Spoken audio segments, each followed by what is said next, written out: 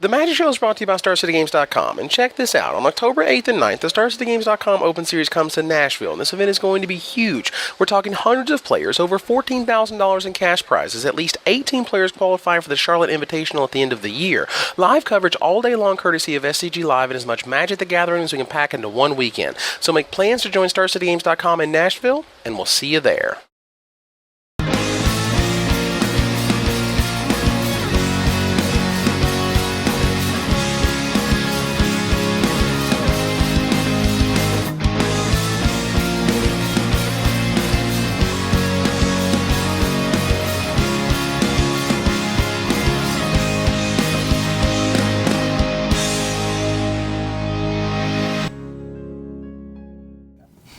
Hello everybody and welcome back to another edition of the Magic Show. Now today we're winding down our Innistrad set review. We are almost finished. We have gone over all of the colors except green, and then of course we have the lands and the artifacts and the multicolor cards, but today we are talking about the green cards. We are here with Gerry Thompson.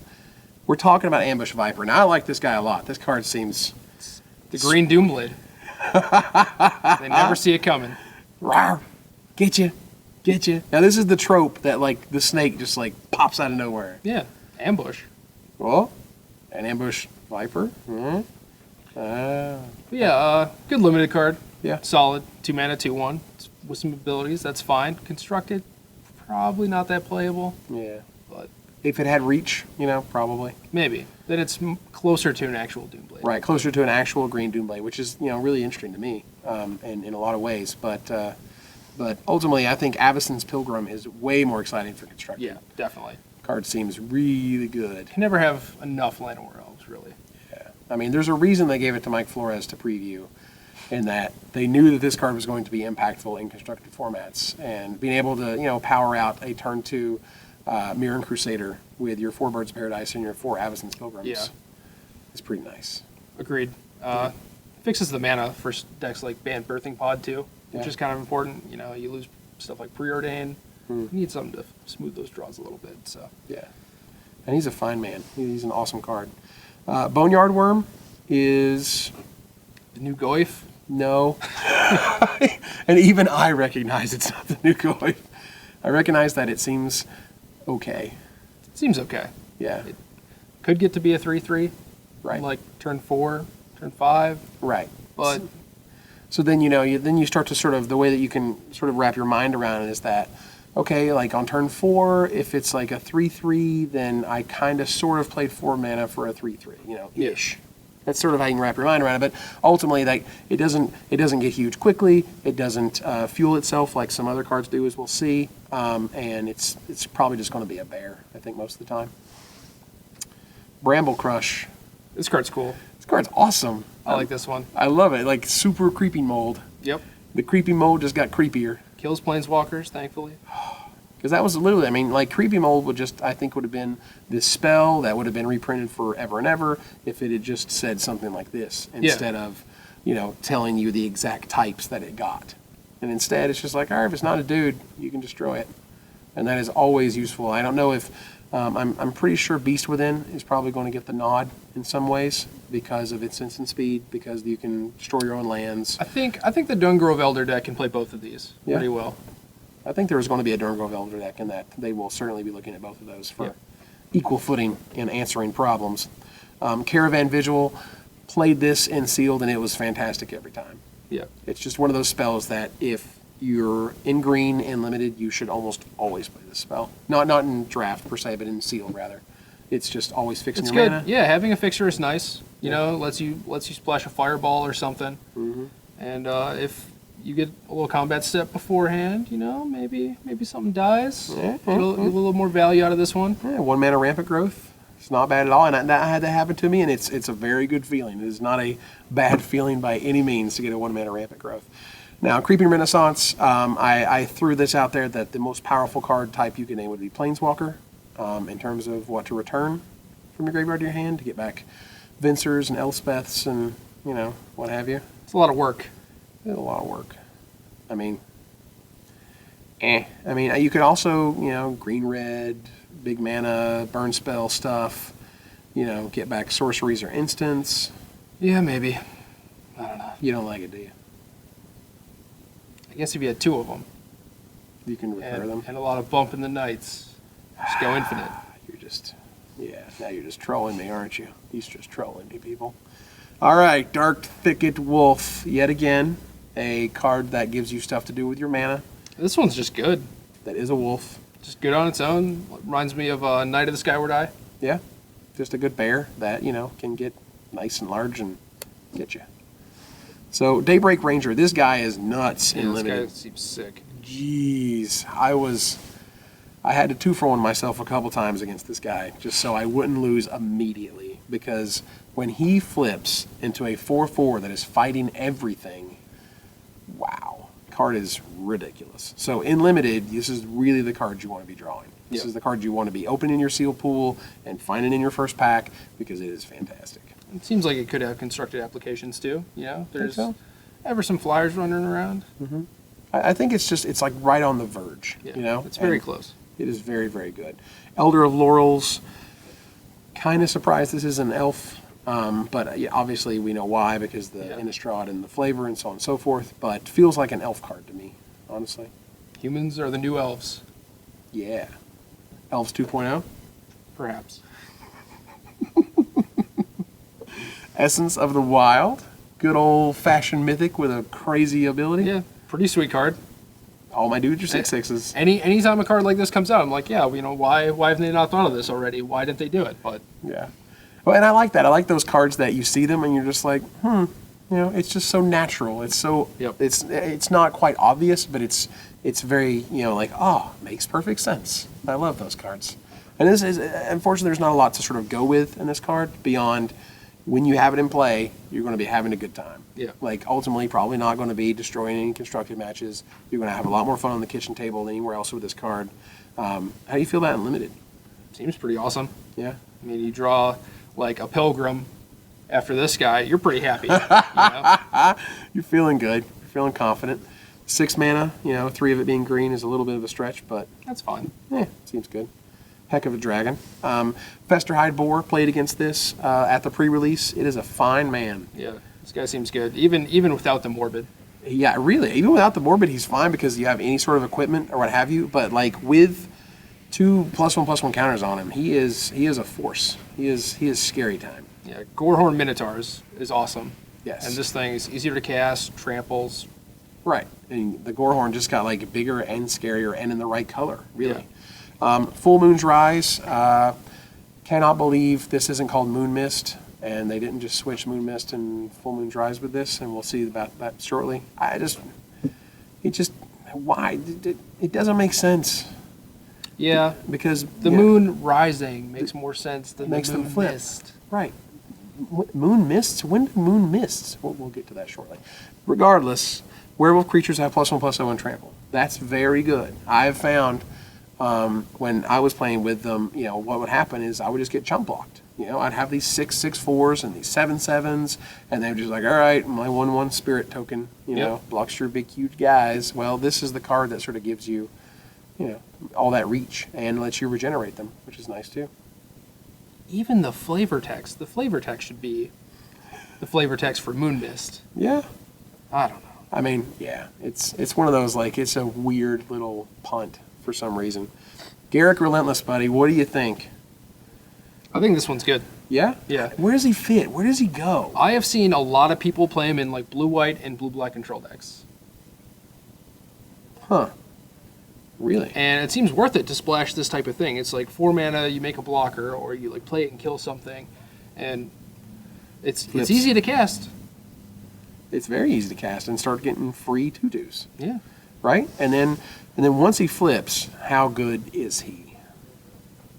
I don't know. Kind of want him to not flip. Kind of just want a bunch of wolves. Really? And then kill something. But I mean, I feel like that second ability is like the one that, that makes him worth flipping. The idea that you can just keep, sort of birthing pod-ish-esque. Get a Snapcaster Mage. Yeah? That's what you always want to do. If you're searching for a creature in Standard, that's the one you want to go find. Yeah. And you can sack that Snapcaster, get another one. Yeah? But I don't know. Yeah, the card's definitely good. It seems better in those controlling type decks than playing it in like a Dungrove Elder deck. Like the Dungrove Elder deck would rather have the big Garrick, I think. Yeah. Yeah, that actually draws cards and makes 3/3s and stuff. And this guy is a little more control-y stuff, which is cool. So Gustav Shepard, which turns into the Gustav Howler. Another one of those cards that I love it because it's beautifully simple. It just explains how werewolves work. When you flip it, it makes perfect sense. He's very scary, and that he's a 3-mana intimidate. Yeah, it's difficult to block. Anything that's like a grizzly bear with an ability, I like a lot for limited. Yeah, and I love this guy, even though he's uncommon. He's certainly worth picking early. Gnaw to the Bone, I think that's super cool.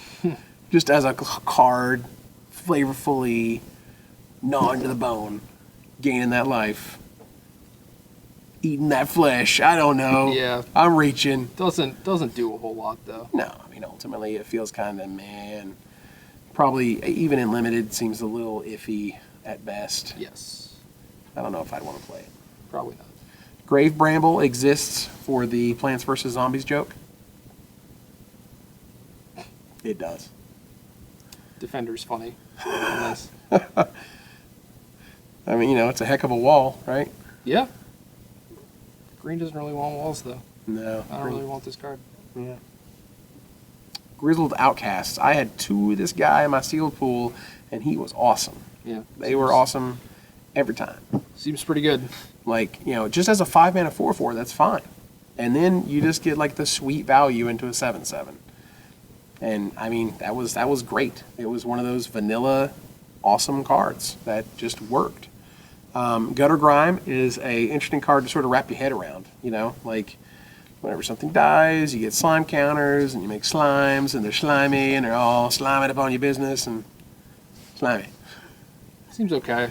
Yeah? Yeah. Yeah? That's all you got on that one? That's all I got. Yeah. How do you feel about Unlimited? Yeah, that's what I'm talking about. Not constructed. But limited seems fine. Definitely playable. Yeah, Constructed seems pretty not great. Yeah. Yeah. Hamlet Captain, had fun with him Unlimited. He's a bear. Pumps all your other humans when he's attacking. Yep, that one seems pretty good. Or blocking, which was not too bad. But ultimately I only saw him sort of do things when he was attacking. And he was, again, fine guy, good beater, solid creature in the curve. Seems good. Hollow Hinge Scavenger, I have actually seen in some Birthing Pod lists. Yep, same. Like Green Sun Zenith, maybe. Yeah. Huh. I mean, it could work in the fact that, gaining 5 life is a lot. It is. It's much worse than Obstinate Beloff. But I think for right now, we got to just work with what we can. Well, I mean, they don't always give you, like, the sweet Baloths, every single set. Well, that sucks. Oh, more 4-mana 4/4s? I hate red decks. Well, this kills them dead. So, Costs too much, though. it does cost a little too much. So, Keswick Cage Breakers. That's an interesting card. I feel like it was it feels like it's toned down a little bit just for limited reasons. Doesn't feel like it would ever be a constructed card, but that they, it feels like someone went, well, maybe that should be a 3/4 instead of a 4/4. That's what this card feels like for some reason. I don't know. It's just the 5-mana 3/4 is like kind of weird numbers. That they had to be fiddling with that a little bit, but for limited, this guy seems awesome. Yeah, I mean the tokens don't die at end of turn. Like they're going to stay there forever, and every creature card in your graveyard makes it better. I mean, in limited seems fantastic. Kindercatch, awesome flavor. Same thing as the Avatar, right? Yeah. Makes all your other guys 6/6s? No, No. except this one's common, but it's catching kids. Yeah. Yeah. Wait a minute. You're supposed to be celebrating that. That's not cool. That's terrible. Yeah. But You got kids, don't you? A lot. And so it's beautiful in that, like the flavor text, I think, just makes this card about the parents feeding their children wormwood and stuff. And so it's not, that's just awesome. That's great.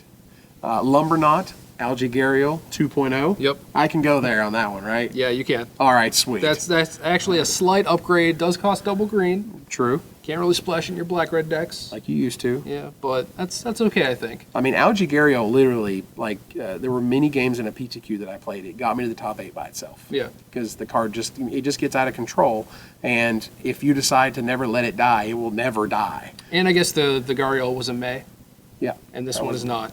True. So Better for you, worse when you're playing against it. Yeah, because there was always the sweet mind tricks you could do, and now you can't do the mind tricks. But part of that is, I know that they're trying to get away from some of that feel bad, because that is a way to sort of prey on the lesser experienced Magic player, is to just keep talking to them and they forget stuff. Yeah, I think it's better for the game, but worse for the competitive person, Yeah, the but spikes. All right, buddy, so what's the number one rule that they always tell you whenever you get a lamp with a genie in it?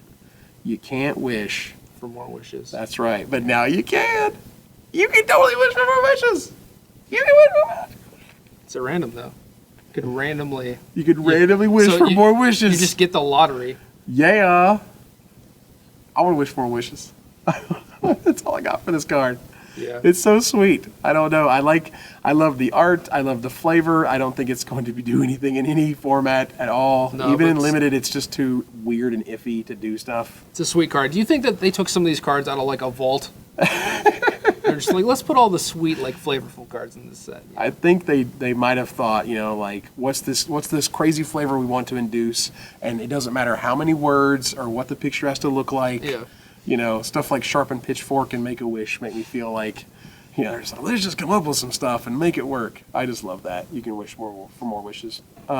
Mayor of Avabruck is way better than he looks. I've been playtesting this guy. He's way better than he looks. I think it looks pretty good. I mean, I feel like the problem is that he's a 2-mana 1/1, and that ultimately they haven't printed a 2-mana 1/1 that's done anything and constructed or even block, I think, in a long time. In terms of a non-flying, Is there a big non-evasive- difference between 1/1 or 1/2? Yeah. Stoneforge, right? Yeah. Yeah, That's that's the where you're one. going with That's that. the Yeah, one. he was leading me to that one. All right. But Mayor of Avabruck, for me, if it came down on turn 2 and you can get it to flip, you're still going to get the 2/2 wolf out of it. You're going to get some value out of it. It's going to pump all your other humans. It's a great follow-up to Champion of the Parish, that guy in the green-white humans deck. I was just, for me, when I was playing with this guy, this is a guy that when he was spoiled, I was like, eh. And after I played with him, I've been super impressed. Fair enough. Yeah. Moldgraph Monstrosity. Big insect. Rawr. He's a big, scary-looking, freaky thing. If you get to 7 mana unlimited, I guess you got a lot going on. But And Mr. Eric Klug, when I played against him at the pre-release, he did. He was like, "Pow, Moldgraph Monstrosity," and I was like, "Fiend Hunter." you got 2 guys back though. No, he did, because he didn't die. Oh, when it died. Oh, never mind. Oh, yeah. So Moon Mist, which should be Full Moon's Rise, is next. Love this card, though. Very flavorful. Also pretty good. Yeah, when this is that card that I read it and I was like, all right, it's cute and it's cool and whatever. And then I played with it and I was like, oh my god, this is a blowout when I attack them and they block with their guys and I just flip all my dudes. And it prevents their damage. Or it's a blowout when they attack me and I Moon Mist and I flip over my guys and I wreck them. Yeah. Or they're trying to alpha strike me and I just fog them. Like, wow. This card does 3 different things The green cryptic command. really, really well. I don't know if we're going that far, let's face it. But it's no Snappy Caster. But, True. whew. Mulch. Sweet card. Yeah? I like lands a lot, but there's not a whole lot to do with this card right now. Like, this feels like a card that could have had flashback on it, no problem. Yeah. For some 5 or 6 mana or something silly. Like, okay, sure. And then we could have said they made mulch better, Yeah! but Super Mulch. Because this is a reprint from Stronghold, so yeah. that's cute and all. But ultimately, Naturalize. Hey, it's Naturalize. That's cool. I like Naturalize. Me too. Again, an effect that needs to exist. A card that needs to exist. Not, There are better options now. there's a lot of better options. It's just one of those, bread and butter. Those are my favorite. Orchard Spirit. It's cute. Again, Good and limited. very good and limited. Cute flavor. That's about it. Super cute flavor. It's nice. You got the Orchard Spirit. He's up in the trees. It's obvious, they're going in the tree type thing, but he doesn't fly because he's stuck on the trees. That's kind of cute. Almost fly. Almost. So close. Parallel Lives. What do you think about the almost doubling season? You have to read it. Yep. You double your tokens, buddy. You get dub tokens. It's not going to be worth as much as Doubling Season. Yeah, I know. Well, they can't reprint Doubling Season, Yeah. which is unfortunate because of Planeswalkers. But Yeah. Parallel Lives feels like you're working really hard to do something really cool, and when you finally pull it off, it may be really excellent in Magical Christmas Land. The game But is you going to may- have to go on for a few turns after you play this in order for you to get value out of it. Exactly. And in a casual setting, maybe that's going to happen. Sure. But a tournament one, probably not. You'd rather just play another like 4-mana dude. Yeah. I mean, I think probably this is one of those, like, it seems like an EDH All-Star, and there's nothing wrong with that. Yeah. How do you feel about it in Limited, based on what we've seen so far? Not enough token makers. Yeah. I think it's the same type of thing where in Limited you'd rather just have another like Hill Giant. Yeah. Probably I mean, going to get more use out of that. I mean, that Midnight Haunting, you can get a couple more tokens out of, and the Mausoleum guy, you can get a couple more tokens out of, but, like, so you have to have this rare on the table, and you have to have played it, basically spent your turn playing it, Yeah. and then untap, and then do something, and then you might get some value out of it. Right. So ultimately, those are the types of cards that, when you have a lot of time to sit around and build and draw and play lands, do stuff, which you do in casual settings, And it's incremental and it's cool, but probably too slow. yeah, going to be sweet. Now, Prey Upon I found to be a fantastic card in Limited. Yeah. Like, just a green removal spell. I mean, I think this is good with Dungrove Elder. Yeah. Wow. In Standard? Yeah. Seems good. I mean, it's going to take down almost everything. I think the problem is that, for me in Standard right now, what I feel is Geist of St. Traft is way up there. Right. But And this, so- I think this is competing with like Dismember, right? So it's like Okay.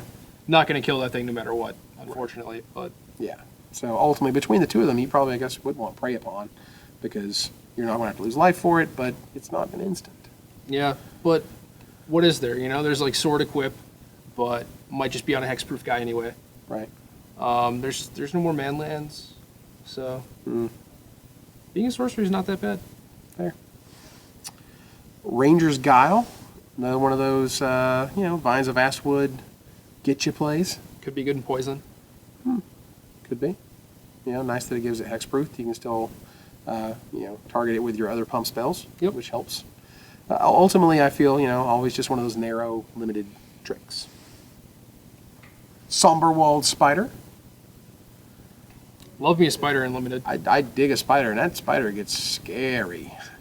Like, as a 5-mana spider, it's on the curve for, your 1-drop, your 2-drop, your 3-drop, and then your 4-drop, something happens to it when you're smashing in, and then you play this huge 4/6 spider. And that thing's monstrous, and that's going to block everything from Murder of Crows to 5/5 flyers. Yeah, they have to kill this if they want to get through. So Yeah, that's a sick wall, and Becker would appreciate it. yes. Also this card. Yes, this card seems awesome. Spider spawning for 5 mana. You're making 1/2s with reach. Yeah.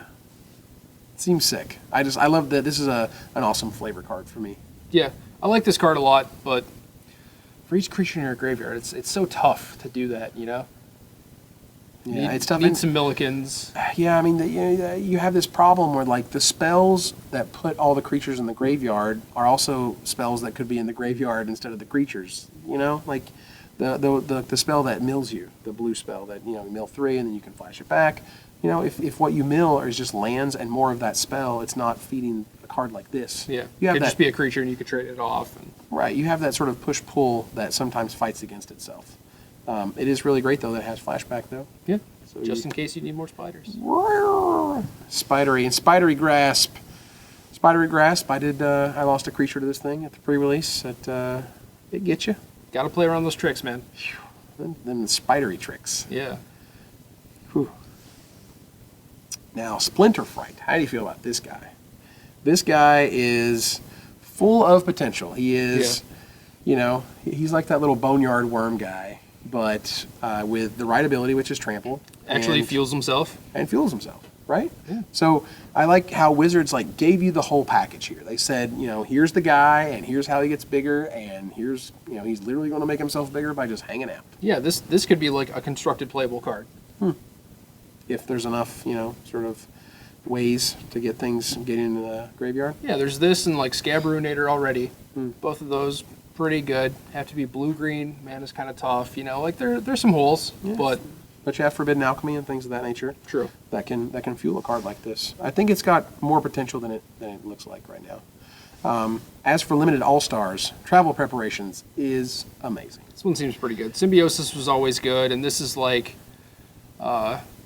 permanent, and you get to split it up more, which could be a positive and a negative thing, you know. But Well, for me, I had a copy of this in my pre-release deck, and it was great because I had some of the flying spirits, and then I had just like some ground pounders, like the Silver Fox, that little guy, and so I, just like bears, and so then all of a sudden they become 3/3s, and then the flyers are 2/2s, and all that stuff, and that really helped fix the math in the way that you really needed it to be. yeah, and then if they like kill one of those guys, you still have like your 3/3, and then you get to do it again. You know, like you get a ton of value out of this card. Oh, exactly, and that was what it was all about. So, Tree of Redemption. This card's hilarious. This card's just crazy. I think it's very, very funny. Yeah. Also very playable in Standard. I think so. I mean, everyone is just like, this card's not that good. And I'm like, really? Really? I'm probably going to like Zenith or Birthing Pod for this card a few times. Yeah. Exchange life totals, sack it, go get an acidic slime or whatever. Yeah. Sure. Go up to 13. Go. I love the Mimic Vat interaction. That just cracks me up. That's pretty good too. That's super fun. But yeah, this is a card that is, I think right now it's not a very expensive card, and I think part of that is because people just don't know what to do with it. Yeah. They're like, I don't even know. Should I play it? Is it worth playing? What do I play it against? How do I use it? And Just a more defensive obstinate Beloff, I think. yeah, Something to fight red decks. I mean, that's a heck of a butt. Yes. 13. Thankfully, we have the Into the Maw of Hells and Yeah. Oh, yeah, and the Blasphemous Axe, Yep. which are just enough to kill that guy. So, Olvenwald Mystics, which is a 4-mana 3/3, which turns into the 5/5, which can regenerate, which is nice. yeah. Again, one of those. It's an uncommon. It's a bread and butter spell. It's a bread and butter werewolf spell. And yeah, nice. And it. It's very much like the Villagers of Estwald, which is another like great flavorful. I love how like the art is on this weird angle. Yeah. And it's kind of off-putting. And the flavor text is fantastic. You can spot it a werewolf-infested town by its lack of butcher shops. Like, that's just great. A 2/3 that turns into a 4/6. Actually, it very much mirrors the red one. That is the 4-mana 3/2. Yeah, just doubles both stats. Exactly. And I love that dichotomy, that beautiful little interaction. Yeah, it's nice.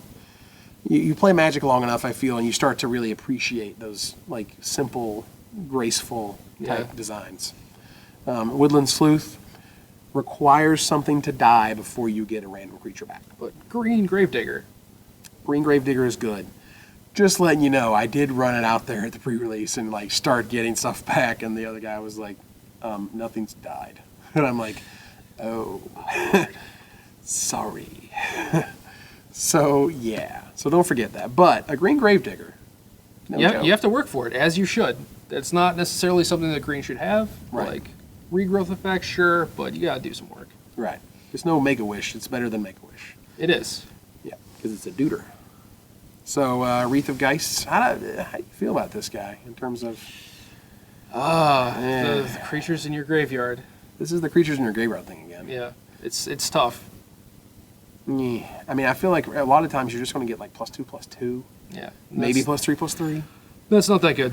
It needs to do a lot more. It needs to be both graveyards, or you need to be like blue-green, have some like self-milling going on, something like that. But Right, and it could be okay in those Scob decks, but then at the same time, you're kind of fighting yourself because a lot of those best creatures... they remove Remove the stuff. creatures. Yeah, I mean, you're going to end up playing a lot of things that put cards in your graveyard and things that take advantage of there being cards in your graveyard. Some of them aren't going to interact very well, but Yeah, some of them kind of fight with each other. Yeah. But, so that is all 50 green cards that we have decided to discuss today. And once again, we are barreling towards the end of our Innistrad set review. All we have left is the artifact lands and multicolor cards, which we'll get to shortly. I want to thank you guys for joining us. Until tomorrow, this is Evan Irwin for Gerry Thompson, tapping the cards so you don't have to.